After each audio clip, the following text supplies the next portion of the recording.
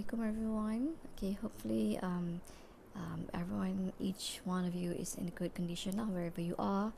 Okay, so for today's lecture, I'm going to continue with chapter 2.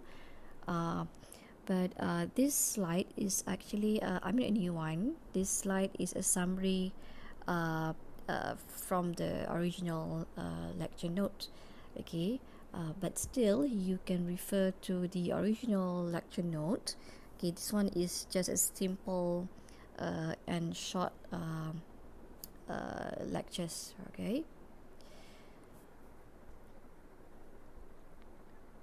Alright, so in chapter 2, we've already learned about tools of precision agriculture, where we have 5 tools. Okay, we have GPS, we have GIS, remote sensing, intelligent devices and implement or sensors or controllers, and last one is computers. So as a recap, okay, because we've already go through this in the previous class. All right, so a GPS. Okay, a GPS is it is a satellite navigation system used to determine or to locate objects on the earth. Okay, so this system was actually first used by the US military purpose, right? But nowadays the use of GPS is beyond than that lah. Okay, we use for public, we use for agriculture. Okay, and then we also learned about GIS. Okay, well, basically GIS is a software based system, okay, which is used to display a digital map associated with an underlying database. Okay, it's also known as a tool for electronic tools for making an electronic map. Right. Okay, and then we have remote sensing. Okay, a process of viewing and assessing the crop status from a distance.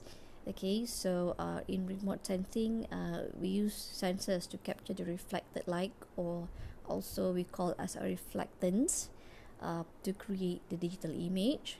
Okay, so in remote sensing, we have active and passive remote sensing.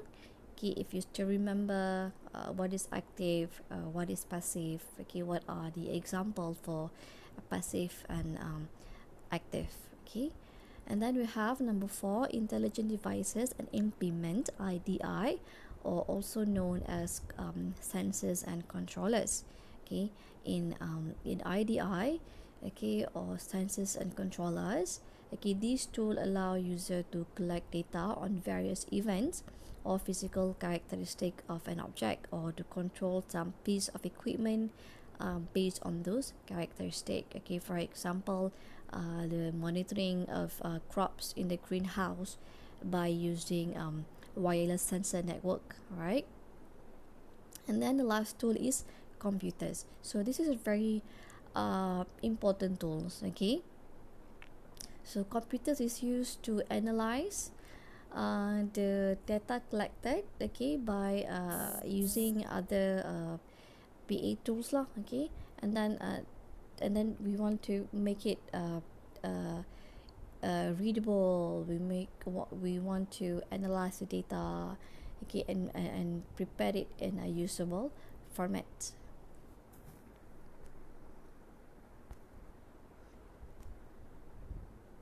Okay, GPS.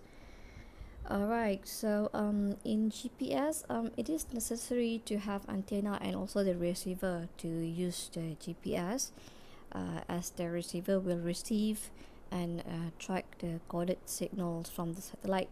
Okay, to be useful in agriculture, the GPS signal should be corrected for a better accuracy, because as I mentioned in the previous lecture, the application of GPS in agriculture, we need a better and higher accuracy compared to the application for public use. Okay, for example, to locate buildings, to locate big objects. Okay, in agriculture, it's not that simple. We have to use a better accuracy GPS, okay, because the accuracy of the GPS is varied between models and also the application. So we have to know uh, what we want to do, what kind of data we want to collect, so we can actually focus on choosing the right accuracy for that application. All right. Sorry. Okay, so how does GPS work?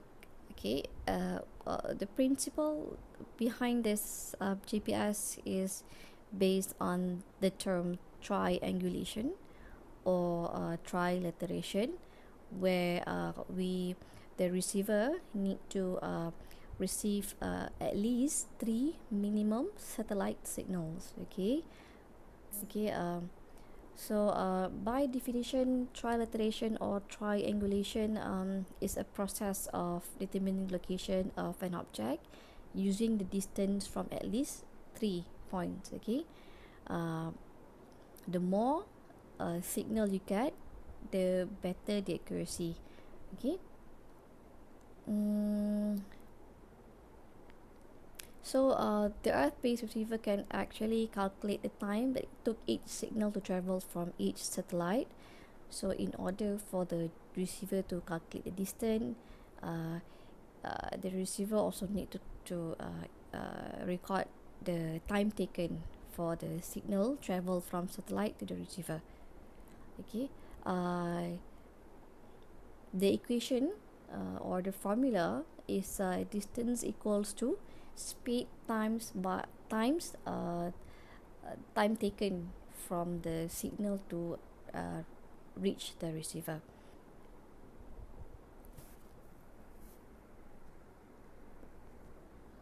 Alright, sources of errors. Okay, though much sophisticated technology and money has gone into the development of the GPS, the accuracy is still degraded by several sources of errors lah. So we have five sources of the errors. Okay, number one, we have satellite clocks, and then we have satellite orbit, Earth atmosphere, multipath errors, and then GPS receiver. So satellite clocks and GPS receiver is very common. It's what we call as the device error, where we actually cannot reduce it 100%, but we still can minimize the error by doing calibration frequently. And then for satellite orbits and Earth atmosphere, this is a nature problem where these problems can actually affect or can create minor errors in the satellite attitude, position, and also the speed. Okay. Um, for example, in satellite orbits, okay, natural phenomenon like gravitational forces from the moon and the sun, okay, and then for Earth atmosphere, the most layers that will affect the signal is ionosphere, which is a blanket of electrically charged particles. Okay, this one also can affect the speed, the attitude, and also the position of the signal. Okay, and then multipath errors. Okay, this is arise when the GPS signal bounce around before getting to the GPS receiver.